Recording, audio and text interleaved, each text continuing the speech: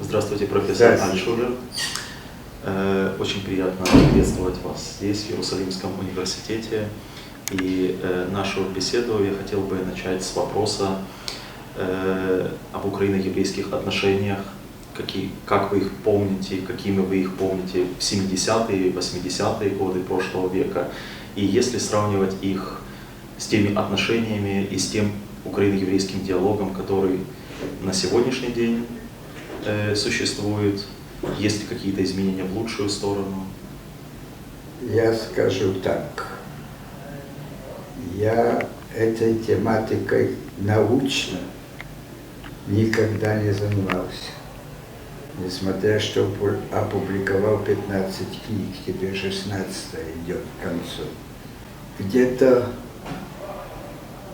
в начале или конце 50-х, или начале 60-х годов в Министерстве иностранных дел Израиля была организована секретная часть, связанная с борьбой за евреев в Советском Союзе. Это было секретное, связано, видимо, Шинбет, значит, как это Шинбет, это шпионское движение, что-то такое. И так как я знал эти языки, и кроме того, я был учеником профессора Шмуэля Эттингера. Он был мой родственник, не он, его жена. Они меня приняли на работу.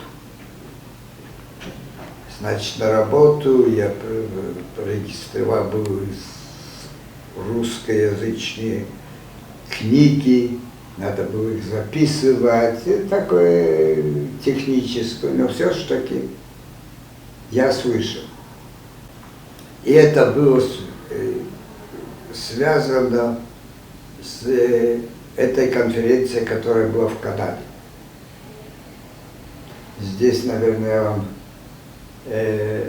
начали, главным образом это был Эттингер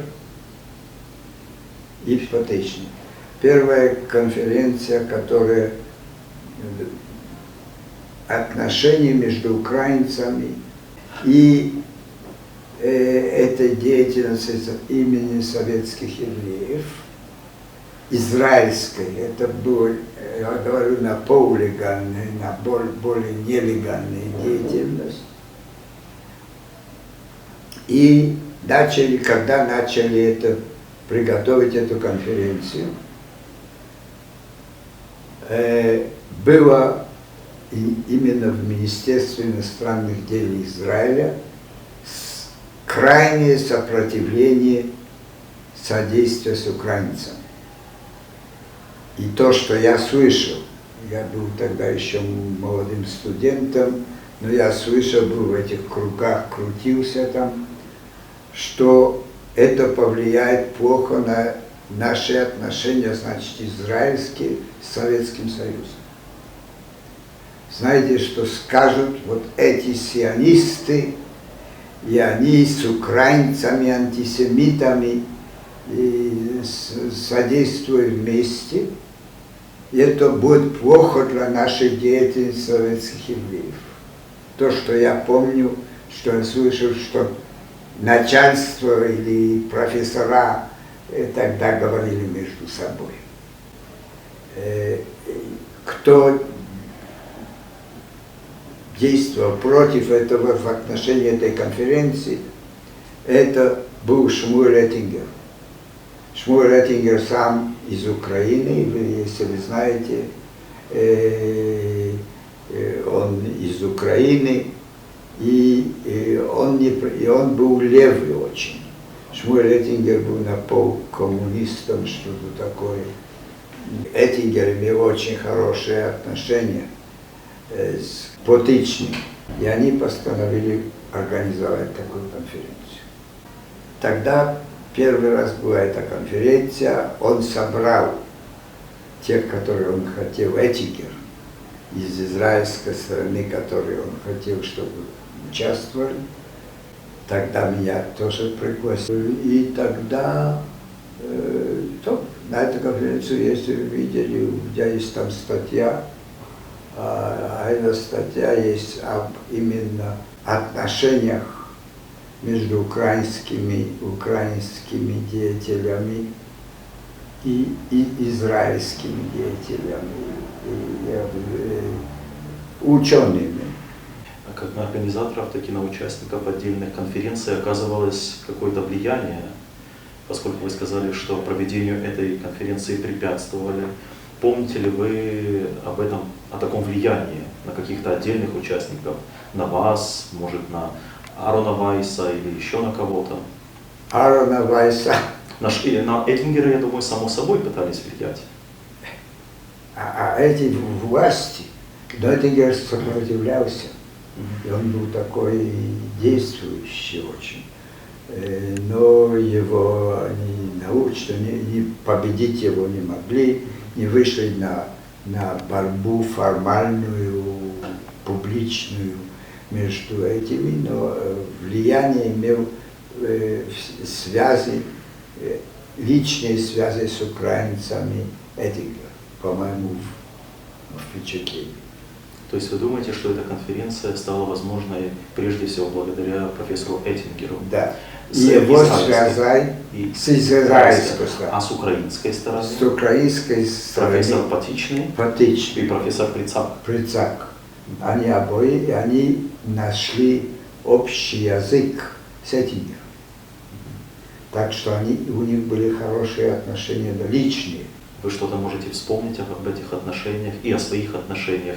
В частности, нас интересует, что вы помните о профессоре Прицаке, поскольку скоро будет столетие с его дня рождения.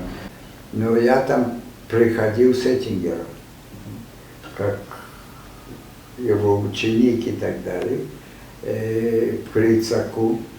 Прицак, я говорю, были очень хорошие личные отношения. Ты чувствовали, как они говорят между собой и какое у них отношение. Тогда много говорили об отношениях в Киеве. Не во время, не о Шоа, не о катастрофе, а именно в отношениях людей между собой и так далее. Когда вы познакомились с профессором Прицаком? С Прицаком? Вот на этой конференции или еще раньше? Когда были эти все переговоры, так я часто значит, я не... Эттингер меня брал, когда он встречался с Прицаком.